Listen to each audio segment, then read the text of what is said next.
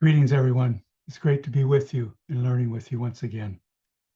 Our presentation today is entitled On the Laws of Life 12, the Law, Cause, and Effect 2. And we'll continue to examine the law of cause and effect, which is ever at work within us and around us. This law is also known as the law of causality, and with different emphases as the law of compensation and the law of karma. The law of cause and effect allows us to experience the consequences of our thoughts and actions. The purpose of this law is to convey a lesson and to evolve our understanding. Now, to prepare ourselves for this presentation, we'll conduct a meditation and we'll apply the law of cause and effect, and I'll introduce a work of art that'll assist us in appreciation of the law of cause and effect and assist us in our meditation. This time you'll see before you a work entitled Moon Bride and Sun Bridegroom. It dates from 1975. It's a lino cut, that is a print using cut linoleum. It's 44 centimeters by 66.5 centimeters. It's in a limited print edition of 50 runs. It's a work by Dan Rakoti, and he's a South African. He incarnated in 1937 and passed through transition, experienced the Great Initiation in 2004. He was an art teacher and an artist and a Rosicrucian. He studied art in South Africa. In fact, he was a Fulbright scholar, or received the Fulbright scholarship to come and study in Los Angeles, where he did a master's degree in African studies at UCLA, or University of California, Los Angeles. It's a very thoughtful work. You can see in Dan's works, often by his titles as well, that he's very suggestive of being a Rosicrucian if you didn't know that. Titles such as Dweller on the Threshold, or The Eternal Quest, for example. Very poignantly here, we see the law of polarity and law of duality at work, and the law of unity ultimately, with the bride and the bridegroom, the sun and the moon. These are polarities that are within us and with all around us in nature, and they come into manifestation through the law of causation, or the law of cause and effect. The law of cause and effect works with all Rosicrucian laws and principles, indeed all laws and principles. It's a very important, all-embracing law, just like the law of love. And we know that the law of love comes about through the application of the law of the triangle.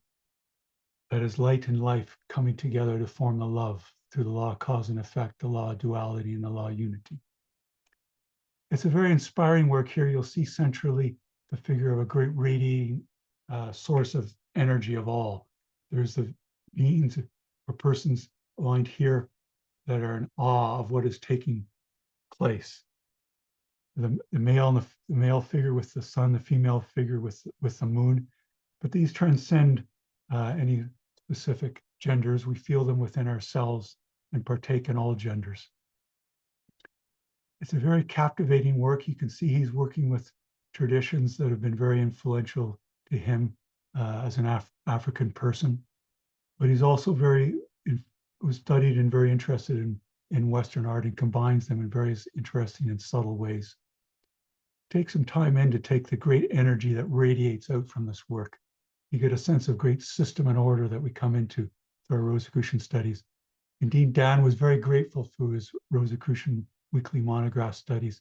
For example, he attributed them to the tremendous health improvement that he had in his own life.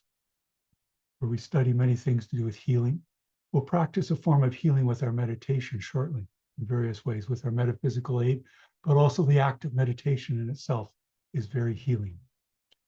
So take some time to take in the work of art now and just enjoy its subtle beauty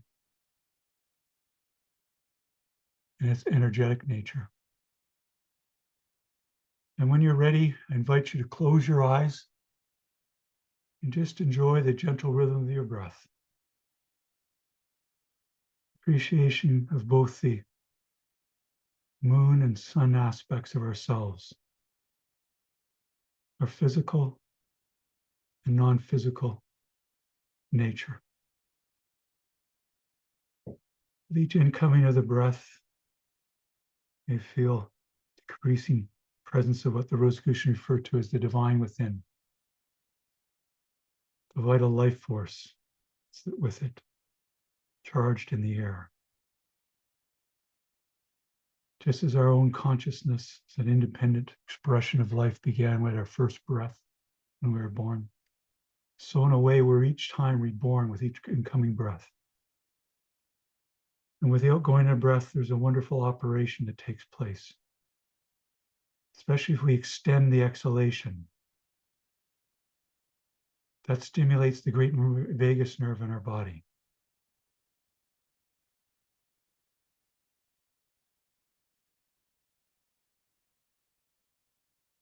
That allows the relaxation response to take place.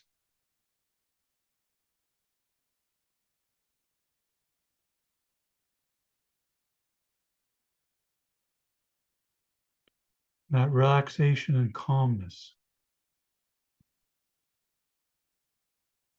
allows healing to take place, allowing us to become whole. Just continue to enjoy the gentle rhythm of the breath, the inhalation and the exhalation.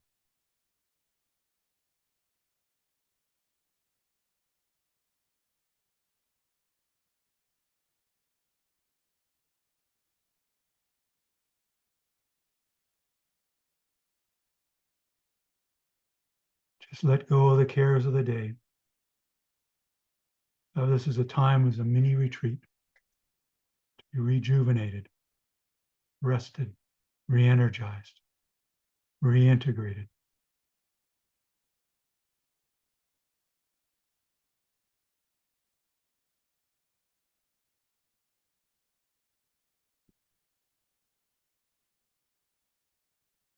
Just increasingly surrender or be receptive to the divine within, particularly with each inhalation.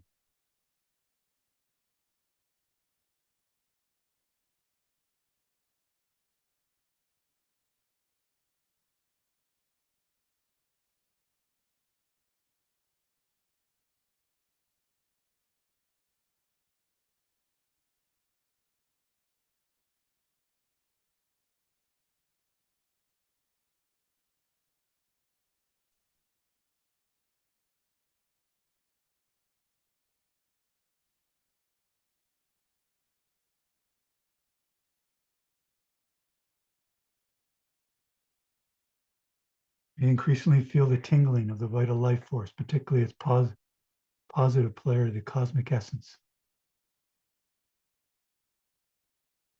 Flow of the vital life force is always at work, but during meditation, we become increasingly sensitive to it.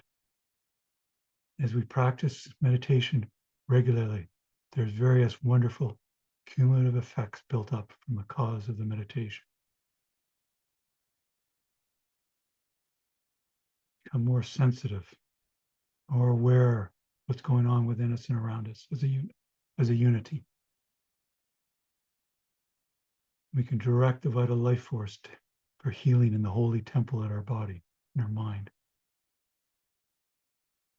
At this time, fratres and sorors and participants, let us continue our meditation, but we'll shift to a period of meditation attuning with the cosmic, the heights of the celestial sanctum, by applying and adapting the instructions of the key Rosicrucian meditational instruction booklet, Liber 777. We'll give you resources on towards the end of this presentation. To begin this second part of our meditation, let us undertake a prayer and invocation, by which I invite you to say with me,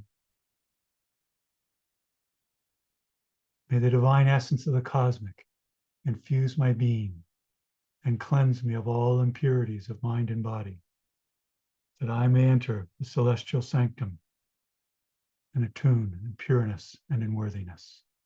So mote it be. Now use all your inner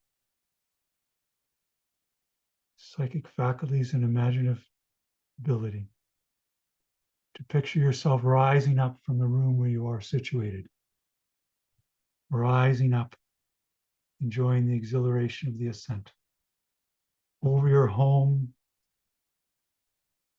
even beyond your neighborhood. Keep rising up, experiencing the great ascent.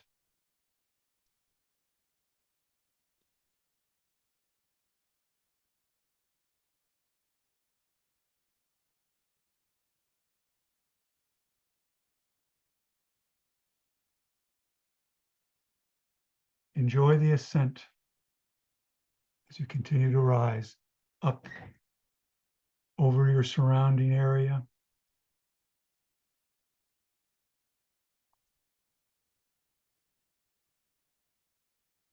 Your city or geographic area, your province or state. Take in the weather systems below, the landforms unique to your area on the temple of the earth, and continue to rise up above your great nation or country.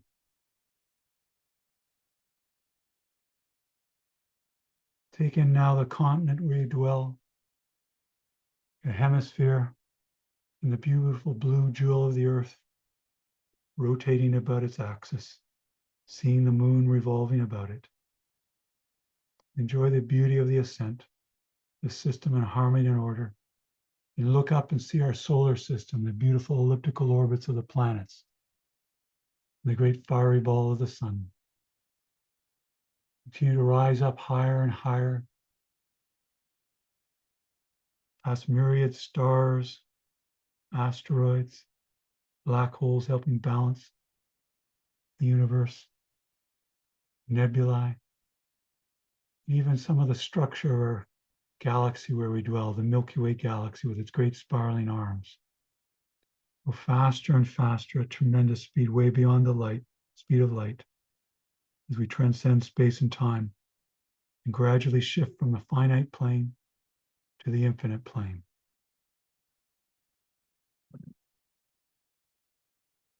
Continue to rise up, passed out from the Milky Way galaxy, and look back at its beautiful actions, taking in the full sea of vibrations and what Rosicrucians refer to as the cosmic keyboard, from the physical to the psychic and beyond.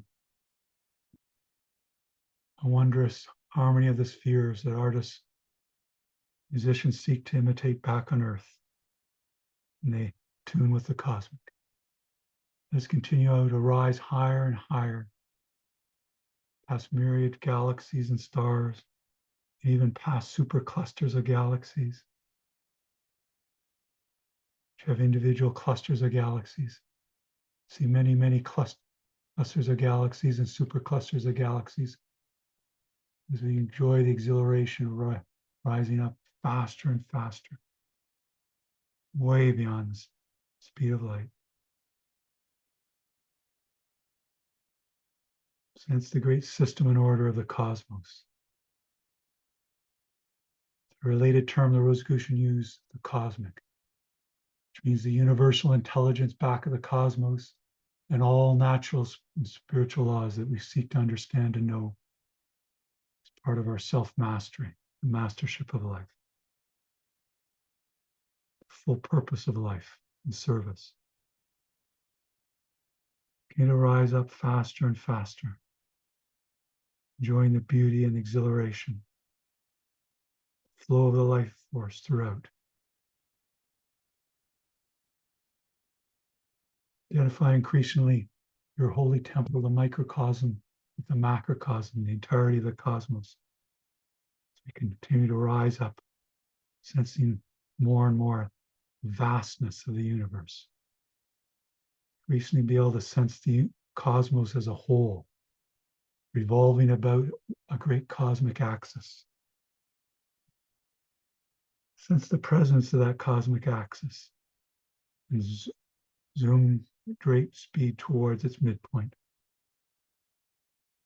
the very center of the cosmos. And when you reach toward it, slow up. And when you're ready, stay still there, seeing the great motion about you of the cosmos, rotating about in stupendous harmony and order.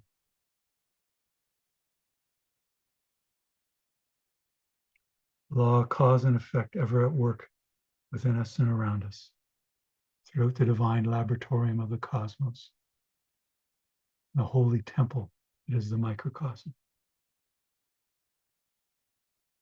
Increasingly aware of these matters, brothers and sisters, participants, I invite you to apply further the instructions of the booklet Liber 777 and picture your personal celestial sanctum, which you may wish to on this occasion simply to have the cosmos all about you, or maybe a sacred space known to you on earth, such as the Grand Temple of Rosicrucian Park, or a particular temple, one of the spiritual traditions of the world, or maybe some sacred place in nature special to you, a high vantage point from a mountain, a seashore, sacred grove, whatever it is. Fill in the sights and sounds, make it real, make it vital. This way we'll set causes into motion that will produce wondrous effects for us. We're at the heights of the celestial sanctum, at the center of the cosmos, the center of our being. Keep filling in the sights and sounds and the full impressions of an inner emotional nature and a psychic nature. You may wish to visualize others with us on this conference call, other seekers, the invisible and invisible masters, the officers of our order, the Grand Master and the Imperator, may be conducting a sacred convocation at the heights of the celestial sanctum now. You wish to picture incense rising just like we rose up in an act of transmutation to the heights of celestial sanctum. Beautiful artwork symbolizing Rosicrucian laws and principles. Fill in your sacred space now.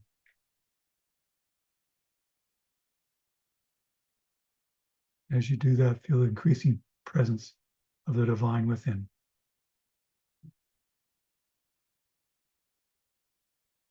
And when you've filled in your celestial sanctum, all its wondrous impressions, release the visualization through the subconscious into the cosmic mind, and let us dwell in stillness, increasing presence and surrender to the divine within, applying the law of correspondence. For as we rose up into the heights of the celestial sanctum, we went deeper and deeper into our being, very place of the master within, the divine within.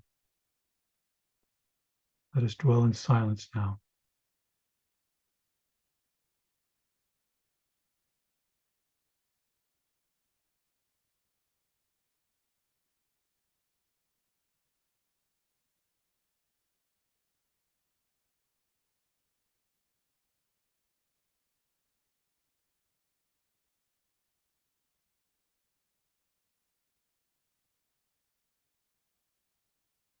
Just let go and surrender. Whatever comes to mind, just let go.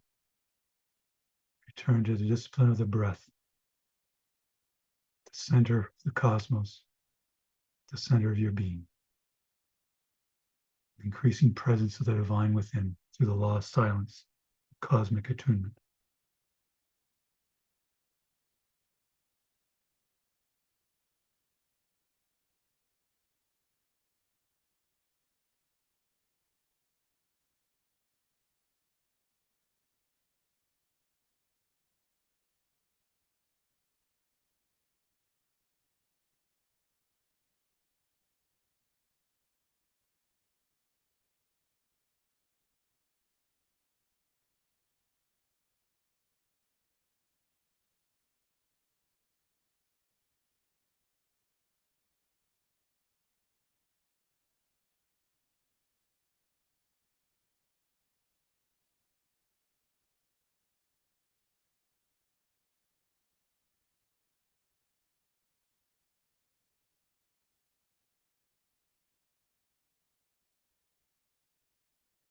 Radisors and participants, as we attune with the cosmic, I invite you to allow your mind to expand increasingly, encompassing the cosmos and the cosmic.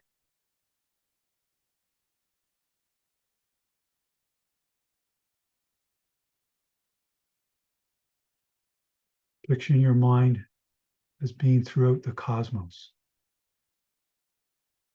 partaking fully of the universal intelligence back to the cosmos. That is the cosmic mind.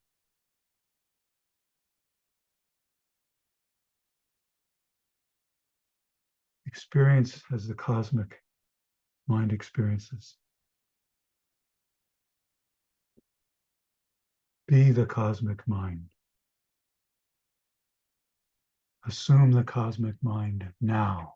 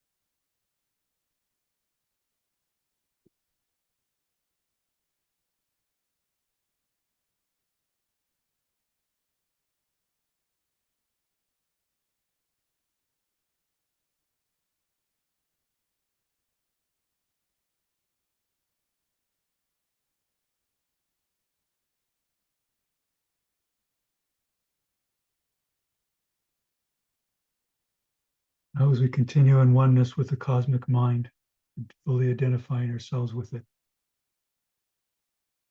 let us undertake certain other spiritual operations of the work and worship of the Rosicrucian order Amorc. Let us continue to apply the law of cause and effect by conducting a period of metaphysical aid. Let us radiate love and well-being to all those who have petitioned the Grand Lodge of the Rosicrucian order Amorc for guidance and healing, and all those who've petitioned affiliate bodies of the Rosicrucian order Amorc in our Grand Lodge for guidance and healing. Let us radiate love and well-being to them as well. Let us radiate love and well-being to all those who you know who are in need of guidance and healing. And finally, let us radiate love and well-being to all sentient beings throughout the cosmos who are in need of guidance and healing. Radiate the love and well-being out to all, filling the cosmos, just as the cosmic mind fills the cosmos and is back of it. Let the flow continue like a great floodlight, filling the cosmos from its center, the heights of the celestial sanctum, at the center of your being.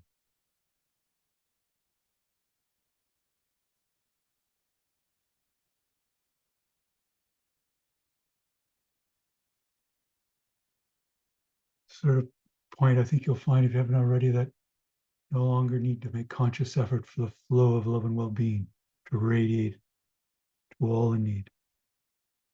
The radiations may even speed up, and you'll know that it's reaching those in need. So the law of cause and effect, the law of service, the law of cosmic attunement, and more.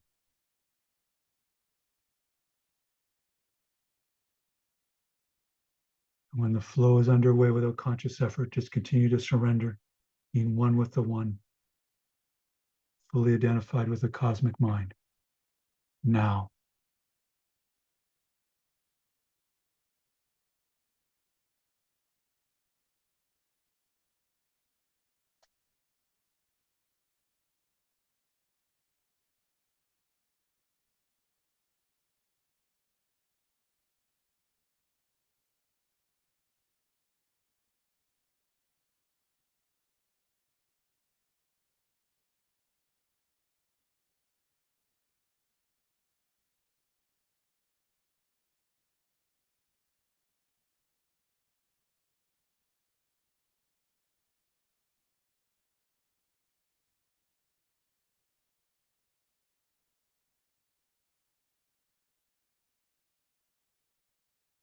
Soon we'll formally conclude this period of metaphysical aid, working as a silent council in conjunction with the Council of Solace, the Grand Lodge of the Rosicrucian Order Amwork. But we'll continue our meditation a while longer.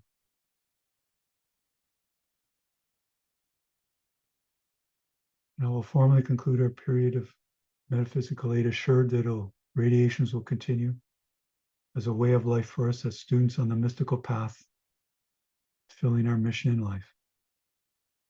Maybe invite you to say with me now, if it pleases the cosmic, it is done.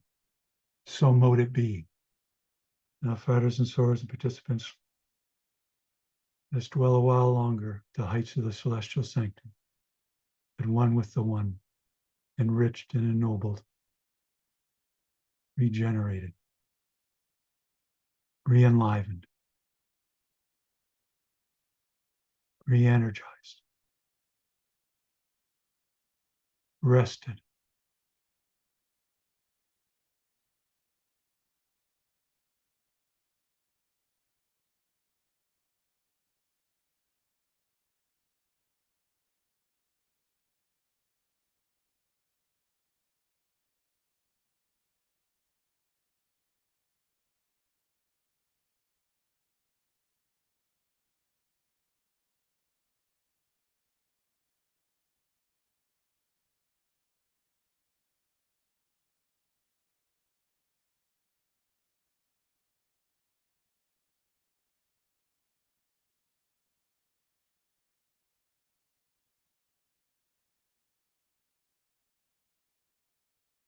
Now, fratres and sorors, will begin to formally close our period of meditation.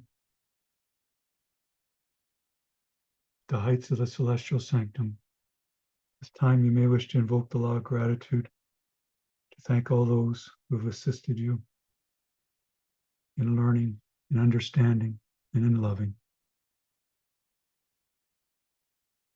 Our elders and teachers, our officers, Grand Lodge officers, Supreme Grand Lodge officers, the Rosicrucian Order Amwork, and all those very special to you. We radiate our love and well-being and gratitude to them. And let us begin now our descent from the heights of the celestial sanctum, moving at tremendous speed past the superclusters of galaxies, revolving about the great cosmic axis, each with many, many clusters of galaxies, in each cluster of galaxy with many, many galaxies. Let us continue our descent and feel the exhilaration.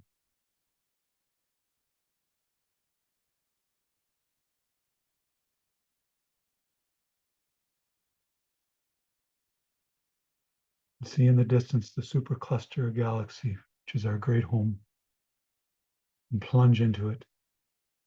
See the myriad clusters of galaxies. See now our home cluster of galaxies and plunge into it. And the myriad galaxies and stars and nebulae, interstellar gases within it. And see in the distance wonder and beauty, celestial music of the Milky Way galaxy, and enter into the great arm, which is our home, past myriad stars, asteroids, rogue planets, black holes, comets, binary stars, supernova, and see in the distance the wonder and glory of the temple of the solar system, great fiery ball of the sun, the elegant beauty of the elliptical orbits, and home in on the beautiful blue jewel, the earth, with seas and oceans and landforms, blues and browns, whites of the weather systems. Come back to the hemisphere where you left off, continent, great nation or country, province or state,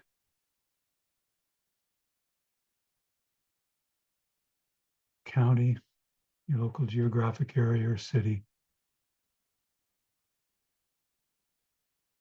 Let us formally say together, conclude another prayer invocation. May the God of my heart sanctify this attunement of self with a celestial sanctum. So mote it be. Let us continue down in our neighborhood, dwelling, our home or building where we left off, the room, back where we're situated, either seated or lying down or however we are. Stretch and open your eyes, feeling remade, rejuvenated, reborn anew, all the more ready for the work and worship of the order in our presentation today. Thank you, everyone.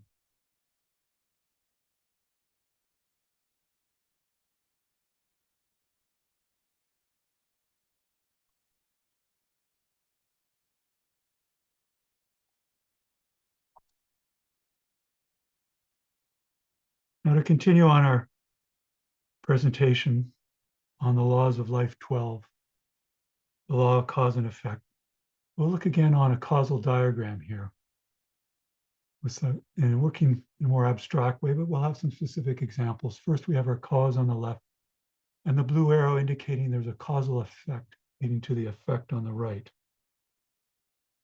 And this is something that's going on all around us. The very fact that you're able to hear me and think about what I'm saying is intensively applying the law, cause, and effect. Recall in an earlier Department of Instruction teleconference, we talked about the law, cause, effect, but if you didn't attend that, that's fine.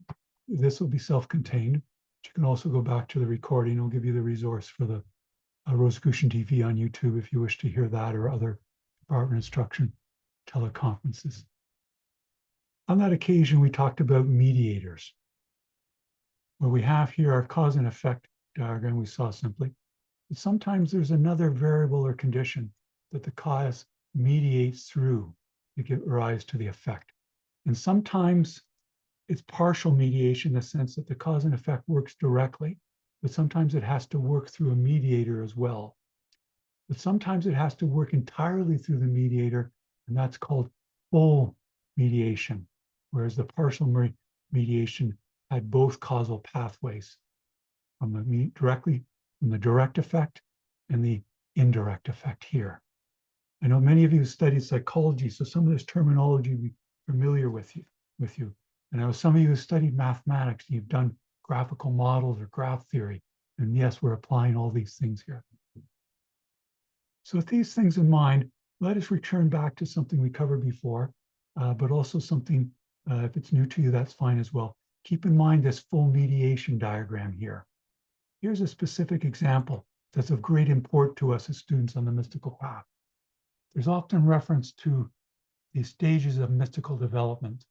A common one is there's 5 stages. Sometimes there are different numberings, but they're essentially of this type, where the awakening period, we come into an awareness, a new way of being, a new understanding of things, a new dimension of things, could be of the spiritual life. And we're greatly uplifted and a new idealism comes. But we know that that can grow into an illumination. But the awakening itself actually doesn't directly cause the illumination. It has to work through an important period of purgation or self-discipline. And through that initial idealism and an influx of greater knowledge and abilities is worked on and practiced, and we become more disciplined, then the great illumination could occur. And there's an even greater idealism instilled, even more faculties come forward, even greater sense of the so-called mystery of life become more plain and simple before us. We can be much more of service to others, much more able to radiate love and well-being and be loving and kind and do what's needed and know what's needed. But even that must grow, because ultimately the stage of mystical union, the ultimate goal of the human, but the path along the way is equally important as the ultimate goal of mystical union. We must enter into the obscure night. It's a great purging process that parallels the stage of purgation. That period of which can seem to draw us away, and hence the poetic use of the term obscure night or dark night of the soul. But if we remember the illumination and what was learned there, we'll be able to see ourselves through and have the great purging take place. We have not been abandoned. The master within, our true guide, is always with us. This is a period to rely even more on the master within. And that allows the even greater illumination of mystical union to take place, being one with the one. Just as we did in our meditation today, we're building up in the cumulative effect, our ultimate entry into the mystical union, where the master within is already waiting for us. As we increasingly identify and soak up the master within our outer nature, we realize we've been here all along. But this is through the full mediation process taking place through purgation and obscure night. Let us continue and think about these things some more. Last time we talked about mediators or moderators and confounders in our presentation on the law of cause and effect. I also wanted to introduce you to colliders. And these are very important in understanding life and the mastery of life, in whatever field we've chosen our endeavors in understanding our family life and home life.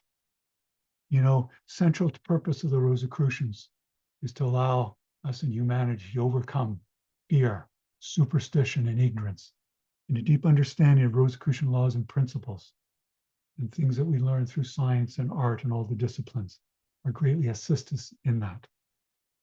Now, it may be thought of that superstition as something of the past, but it's still very much with us, because essentially and technically what it means is we are being superstitious when we've falsely accepted an explanation that is untrue. We've accepted some falsehood. Then we're indulging in superstition, especially when we apply it. So these ideas about the law of cause effect and how that works help us overcome fear, superstition, and ignorance. As we have more knowledge, then we're able to let go of fear more and more. We're able to let go of these laws that we've set up in the subconscious that make us fearful and replace them crucially with more harmonious laws. In this spirit, let us continue further in our presentation. You recall we spoke about moderators, but I'll introduce them again. A moderator is something that's crucial that has to assist with the primary cause or act cause. The moderator itself can be a cause of the effect as well. Let me give you an example here. In the book Sanctuary Self by past imperator Ralph M. Lewis, there's some beautiful insights and stories in there that are wonderful to learn about and to come back to. One very memorable one was for me was that Imperator Lewis talked about a student of the Rosicrucian order that had written to the Department of Instruction and told them about a special experience they thought that was of a psychic nature. They would when they would do the Rosicrucian exercise, and they would close by doing a circumambulation around on a rug in their stocking feet, for example. And then they would reach to their metal door and metal door handle, and there would be a spark. And they would see that, that's the psychic force within me that's acting. But they wanted to understand more about how this operated. Was this really correct? And so the Department of Instruction class master wrote back to them and said, well, how about trying, you tell us some more about your room first, please. And so the student wrote back and said, well, yes, there's the rug I circumambulate around. And it used to be a special laboratory room that my brother had set up in the home for certain types of scientific experiments. And there's a lot of metal in the room, including a metal door with a metal doorknob and handle. So this was crucial information. And this is why the order introduces us to various laws and principles of science, and it's valuable to know them, particularly the laws to do with electromagnetism. They suggested to the student to do as you regularly do, but remove the rug and do. And now the student was puzzled because they did as they did before, but there was no spark happening. So you can see that the rug was a moderator. It was a crucial part of what in fact this person was doing as a scientific demonstration to cause a spark from their hand to the before they touched the doorknob. Because if there was no rug, there was no spark. And in this way, the student was puzzled and wrote back, well, how could this be? And there was that time, the person, and this is where often we resist lessons, or it's good that we be very receptive, just as we be receptive and surrender to the master within. And they learned about static electricity. They've been known about since ancient times. And it's very important. There is to make sure in our lessons in the order and also in chapters in the book, Sanctuary of Self, it's important to make a distinguish between physical phenomena and psychic phenomena. Yes, there is psychic phenomena, and we developed that in the Rosicrucian order, but it's important to know laws of science as well, and not mistake physical phenomena for psychic phenomena. Let us continue now on looking at cause and effect. So we've looked at the importance of the moderator, how an effect may work through a moderator to have its, I should say, a cause will work through its moderator to have its cause, at least in part, or there may be some essential extra ingredient, like the rug that was necessary, along with the circumambulation. The rug in itself was not causing the spark. It needed to work with the person having circumambulated, built up an electric charge in the body. Now, another notable variable or factor to be aware of when we're understanding cause and effect in our activities in life and as students on the mystical path is the confounder. And a confounder is a variable or a factor or condition that can make something that may appear like a cause and something that may appear like an effect that arises from it. Or we could use terms like exposure or outcome, or the treatment and the outcome. And so two things can often look like one's causing the other when it's not the matter at all. What's really happening is just they're related, but the confounder is actually causing the exposure, the primary cause here, and the confounder is causing the outcome. And that gives that false impression that the exposure and the outcome, or this posited or hypothesized cause and effect, are related to each other. That's why I put the question mark here. Now, to give this more of a common occurrence is that sometimes we'll see two things that are very close together in time and space and think, oh, that one thing is caused by the other, when that may not be at all the case. We have to take care. Now, it's true by evolutionary biology of the human being. We had to survive in often hostile conditions, and we're on the lookout for cause and effect in relationships. But we still have to take care that we're not coming to a false explanation for a cause and effect. Otherwise, we're participating in ignorance and superstition, often unnecessary fear, if we fear the effect. Also, time can appear to be a confounder, because you could have, say, a person as a child in one home, and then across the street, another child, and they both appear to be growing together. Was one child causing the other to grow? No, but it's just natural growth spurts over time, and time there is a confounder. The one child is not causing the other to grow, for example. Now, some of these things I know can be very obvious, and I'm going to give another one that's a little humorous here. Some of you may have read the book that dates from the mid part of the 20th century called How to Lie with Statistics. It was written, in fact, actually not how to lie with statistics, but to get people's attention. It was actually how to use statistics properly, how to reason well with data. And one of the examples in that book was, it said there was a case where the stork population appeared to be highly associated with the baby population in a particular part of Britain. So maybe those stories about storks bringing babies to parents is actually true. And you know, when parents put signs out on the front of their lawns showing a picture of a stork holding in its mouth a bag with a baby inside, well, maybe there's something to that, because there seems to be, as the stork population is going up, the baby population was going up in that particular part of Britain. Now we'll smile and say, how could this be? But often our reason, this is the type of thing that's happening because we're not seeing hidden behind the scenes the confounder. For example, the explanation on this occasion was there was a particular type of new housing development in that part of Britain that was very attractive to new couples. And those houses typically had a particular chimney type that was very attractive to storks. So the chimney type was attracting the storks. But that chimney type associated with a particular home that was particularly suitable for young couples and their affordability was attracting couples and hence babies that many of them are having. And that gave the false impression that the storks were bringing the babies, if you had the idea of that as hypothesis.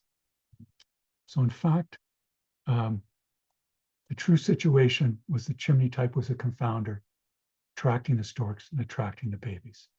Let's follow this a little longer, but be on the lookout for chimney types. If you're associating things with cause and effect, there might be something like the chimney that's confounding the relationship. Let's think a little more mystically now. Practice meditation today.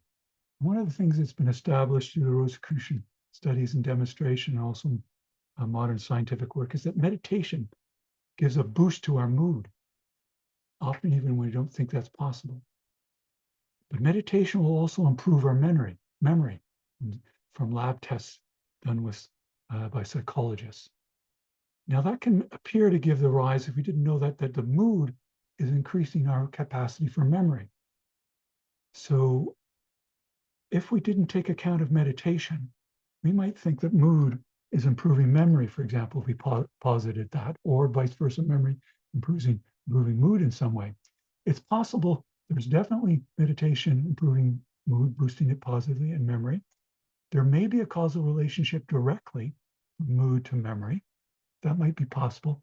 But to do that, it would be important to control if the amount the person's meditating or whether they're meditating or not, to get an accurate measure if mood, in fact, is boosting it and by how much. Because it's not just a matter of being causal, but how intense or strong is the cause. Similarly, meditation, we know, is a very valuable way to rest in addition to sleep. It's also at the same time as a dual action to re-energize us without any side effects. But if we didn't realize this, we might think, well, is resting causing us to be re-energized? Possibly there's a relationship there, and that makes sense actually from scientific studies in health and psychology. But also, if we're rested well, that can also help us to meditate well. So they could be causal action both ways. And if we're re-energized, that can also help us stay on task and have more energy for our meditation. So the causal diagrams can get more involved, and there might even be an action back causally in this direction. We could think about that. So again, here you can see it's possible sometimes there's a confounder, and there may even be a cause here, but it helps us to actually get a good sense of how much resting re-energizes us, to take into account or control for how much meditation is being done as well. Now, in relation to this, often when we meditate, we may find that we fall asleep. Is the meditation actually causing us to fall asleep? Well, sobering in this regard, the main driver of that is typically that we're sleep deprived. But it's true that you may find that, oh, well, I'm sleep deprived, but I'm not falling asleep as much as when I meditate, so meditation's got to be a cause. Primary cause here, yes, is the sleep deprivation. And actually meditating helps us to be less sleep deprived. So there I could draw a causal arrow going from meditation to sleep deprivation. But it also can view meditation as a moderator, or if you study statistics, you may know it as an interaction term between meditation and sleep deprivation. If you're doing a regression, what's called a regression model. But what's key here is it isn't meditation causing us to fall asleep, but it can allow as a moderator to moderate how much we're falling asleep and how quickly. Yes, by the calmness of meditation can help that happen. But that's still a valuable form of sleep because we enter in it in a more calm meditative way. The important thing is for us to get more sleep, and that helps us with health just as the meditation does. Now, I want to talk finally and conclude with the collider.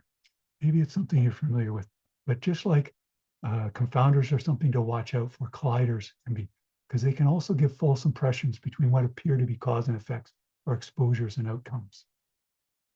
So I've placed what we may have posited as a cause, positive as its effect here, or there's an association between an exposure and outcome. I put it as a question mark here, sort of the orange connection.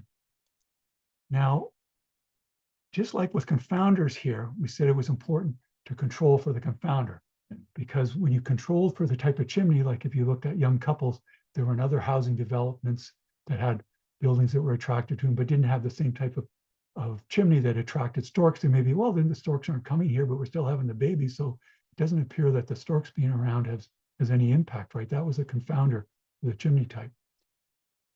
So it's important to control for the chimney type. When you did that, well, here's where we don't have the chimney type, but we have couples. And here we have the chimney type that was the storks are attracted to, and of couples. You see that the effect of the storks is gone. Similarly, with the collider here, the arrows now you see going in the opposite direction of the confounder, the collider, it's important to not control for the collider, because the cause or the exposure is also a cause for the collider. The effect and the outcome is a cause of the collider. Whoops, let me jump back here for a moment. So you can say, well, what would be an example of this, and why don't you control for it? Because often, it's important. It's an important control for other variables if you want to isolate a cause and effect, particularly between variables. Yes, under certain circumstances, such as a confounder. But let's give an example here. Say that it seems from studies, and it's plausible logically, that height can be a helpful cause, not the only cause, to increase basketball performance. As height increases, basketball performance increases to some extent. But definitely a positive association that can be viewed as causal, because you're higher, more easy to shoot the ball closer. You're closer to start for your shooting to the basket, for example. But if you did a study, and this has been done, of NBA players, so you've got elite basketball players, highly skilled, you'll notice that height was helpful for them to be accepted as an NBA player. So that actually can be viewed as a cause of being in the NBA in part, but also being highly skilled in basketball and high performance in basketball, helping be why they were accepted to be an NBA player. But what's interesting is if you now look among NBA players, you can't find a relationship between height and basketball performance, and you can do it on various metrics or measurements. The reason for that is that the collider, we had the two arrows going towards the one variable, with it being in the NBA, they collide at NBA. The fact there is if we control for NBA, or just take NBA data, we'll lose the relationship between height and basketball. If we deal with the larger population or don't control for NBA, then we see our relationship between height and basketball again. Similarly, as we draw to a close here, I'd like to mention in the 1980s, I worked as a statistician in the Department of Medicine in the Health Science Center at McMaster University. And at that time, there was a medical doctor named David Sackett.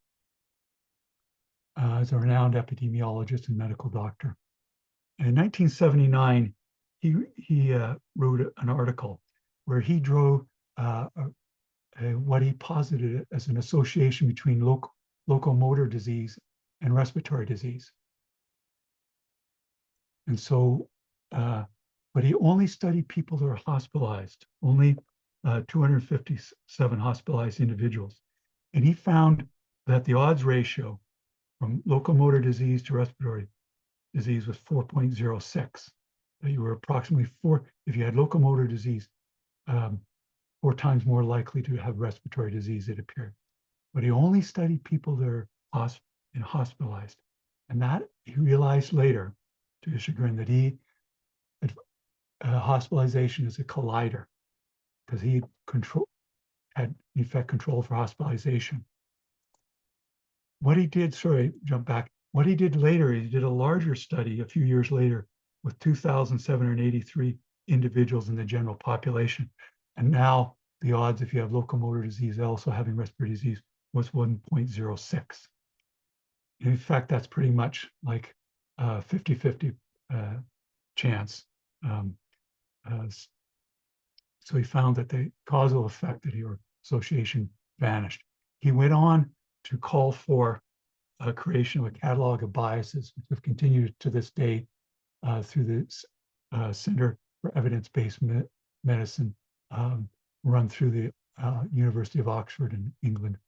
They have over 60 biases now on their website. You can submit a bias if you think a new one needs to be added. I'll give you a resource on that.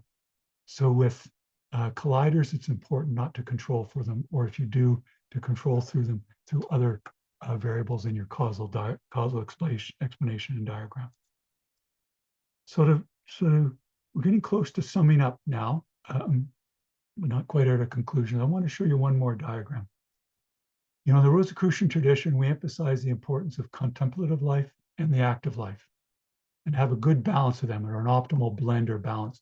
Sometimes it's thought, well, I can just concentrate on this, and that's going to get me enlightenment. Actually, it won't work that way. You'll find that off to a degree, spiritual life will start to dry up, because there needs to be the input from the active life, the work and service, and various other factors to help. Same way that both of these contribute as a cause to spirituality and self-mastery when properly applied. They in themselves, the relationship between them isn't as strong as this one that they're helping create here. But if we look at that's in terms of quantity, the amount we're doing of these things. But if we look at the quality of the contemplative life, the quality of the active life, quality of our spirituality and self-mastery, we'll find now that actually the cause and effect can flow both ways among all these things. They mutually reinforce each other. This is a very important lesson in life for self-mastery and balance, and our weekly lessons in our Rosicrucian teachings do that. So we do find a case here where, yes, spirituality and self-mastery collide with respect to contemplative life and active life, such as doing meditation, various exercises, but here applying them in our daily life and in service. But there's also a cause and effect relationship here, but an important part of it, of these being related or associated, are through spirituality and self-mastery. Whereas we come more into self-mastery, more able to have the quality of our active life increase. Same with as our active life increases, it gives us more material to digest and reflect on and meditate on, and increase in understanding, which in turn helps our spirituality and self-mastery. This is part of a key in the Rosicrucian teachings and attaining to the mystic state of mystical union. That draws us back to where we began, with the marriage of the contemplative life and the active life, the marriage of the sun and the moon, and our inspiring picture by our frater Dan Ragotti. Before I do our conclusion, I'll ask Karen at this time to post in the chat for you the resources for today, and she'll also place it there as a PDF document, which you may wish to download. And by way of conclusion, then I'll say that the purpose of the law of cause and effect is to convey a lesson and to evolve our understanding. The mastery of life, that is living in harmony, involves a detailed knowledge and application of this law in our inner nature and body, in the holy temple, and in the divine laboratorium of the cosmos. In this way, we overcome fear, superstition, and ignorance. And so you see, we've continued to explore Rosicrucian laws and principles and their application for self-mastery in service.